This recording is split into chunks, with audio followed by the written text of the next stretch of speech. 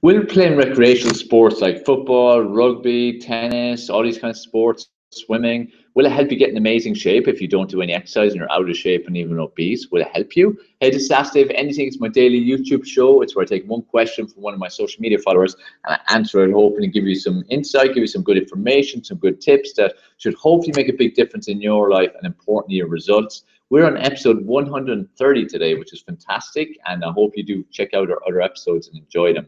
Today's question came from Josh, who sent me a private Facebook message, and he said, I haven't exercised for many years. I've gained a lot of weight. I'm looking to get back into exercise again. I'm deciding about doing recreational sports like football, swimming, and tennis and stuff like that. Do you recommend it, or do you think it's a waste of time, or is it good for fat loss? So thanks, Josh, for sending in the question.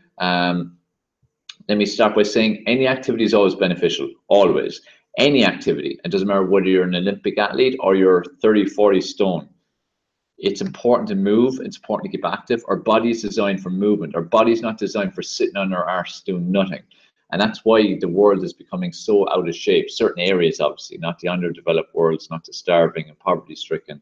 It's the developed world is the problem. We look at the obesity levels. Look how much they're rising. Like where I'm from, Ireland is rising at a rapid rate. I think Ireland's actually predicted to be the worst in a couple of years, which I found quite shocking, especially when I've experienced living in the UK and seeing a lot of UK people, and I would have thought they were maybe going to be the worst. But the world in general is getting fatter and fatter and more unhealthy.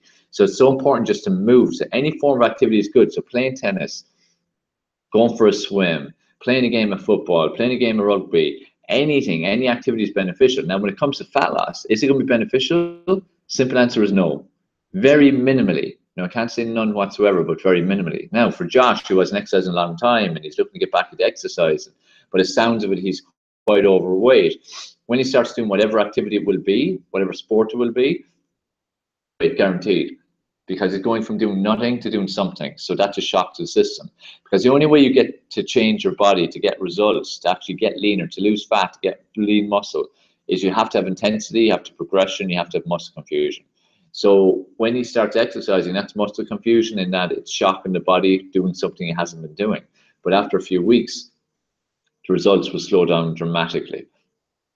And that's even if you do hours a day, because the calorie burn is minimal because you're not stressing your body. It's important to put a good lot of stress on it in short little bursts, like the HIIT training or TAP is another way, or obviously the weight training. So it's not going to make a huge difference to your body if you're already a bit fit. And if you are unfit, it's going to make a difference initially, but not long term, okay? But it's good to do something. Everything burns calories.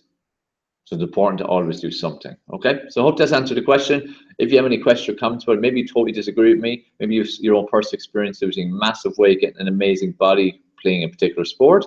If you have, let me know. Let's get some discussion going. You know, I love discussion. So pop it below as a comment. Also, if you feel this video will add value to anyone, share it out there. Make sure you subscribe and check out these other episodes of Ask Dave Anything. To the last 2 episodes, and look, there's 130 there, so check them out. Lots to learn.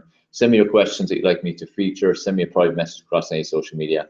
I look forward to speaking to you on our next episode.